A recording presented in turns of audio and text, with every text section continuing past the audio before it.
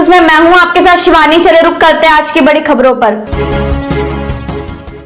कोई करता है खबरों से आगे रहने का वादा, कोई करता है तेज रफ्तार का दावा, फिर भी क्यों दब जाती है सही खबर?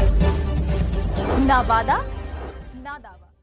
नमस्कार, देख रहे हैं न्यूज इंडिया। बताते चले कि पिछले कई दिनों से लगातार देवीपुर प्रखंड में सब पंचायत में गए जी।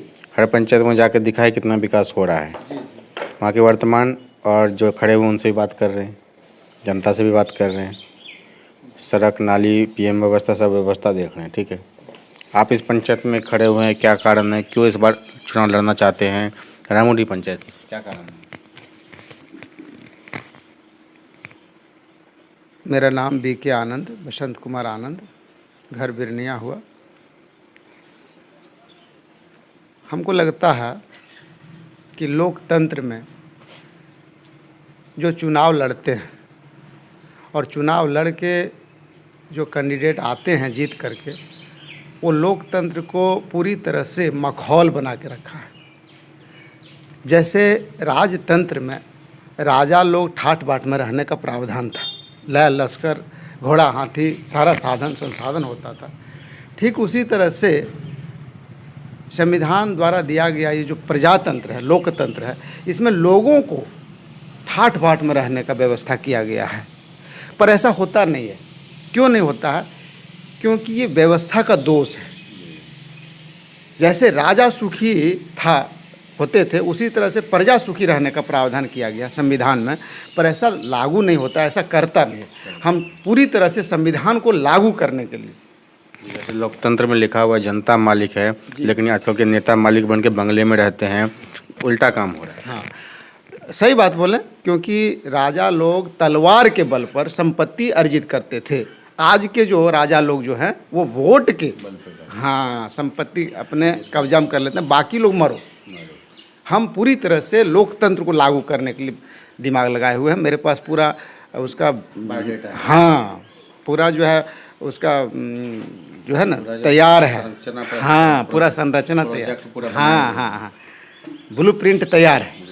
और जब हम आएंगे ना तो इस पंचायत का इजराइल बना देंगे। एक भी आदमी को हम खटने बाहर नहीं जाने देंगे। यहीं दुनिया का सबसे विकसित देश, एकदम यूनिक चीज़ करेंगे ताकि आने वाला लोगों को ऐसा लगे स्मार्ट पंचायत। हाँ, ऐसा लगे। क्योंकि इस पर हम 25 दिन का ज्ञान रखते हैं, थोड़ा मोड़ा नहीं रखते, 25 दिन बोलते हैं। तो ये सब बात। इसके अलावा जैसे पंचायत में सरकार की बहुत सारी योजनाएं चलती है, चाहे शौचालय व्यवस्था हो, लोगों को पक्का मकान देने का हो, क्या ये सब ज़मीन पे दिखता है या कागज़ पे रह जाता है? बिल्कुल कागज़ पर रह जाता है।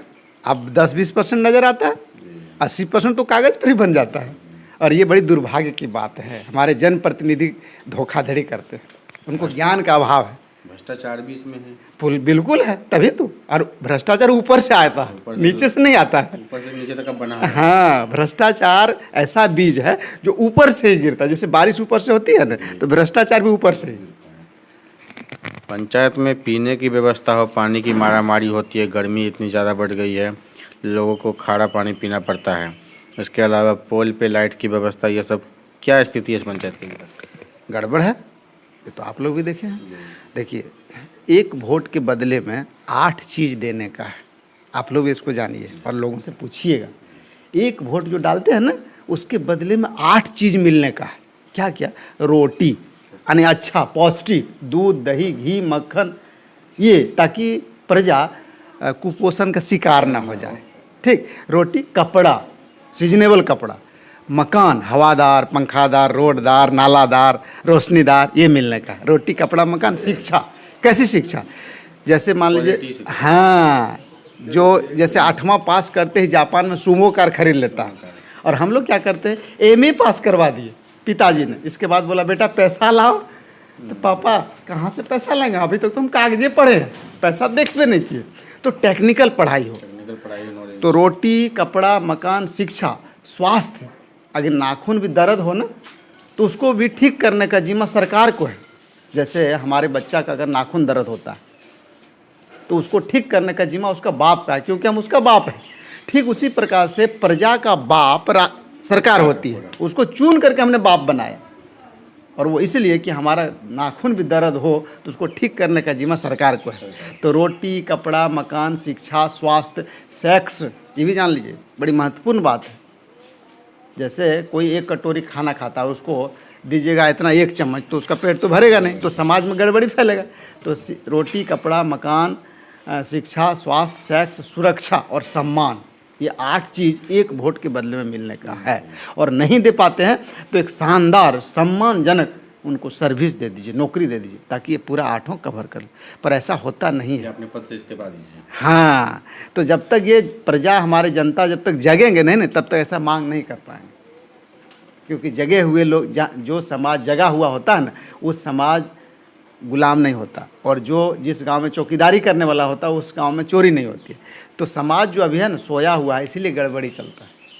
तो देख पा रहे हैं साहब साहब, बीके जी का कहना है कि पंचायत में जो विकास दिखता है वो कहीं पे नहीं हुआ, वो सिर्फ कागज़ पे होकर रह जाता है। देश के बड़े बड़े लोग, चाहे मुखिया से लेकर बीडीओ से लेकर डीसी से लेकर विधायक से लेकर मंत्री, सांसद, सब इसमें जो है लिप्त रहते हैं। और आपने पिछले दिन लगातार हेमंत सरकार पे कितनी तरह की कंपनियां उनका निकल रही है, देख ही रहे होंगे।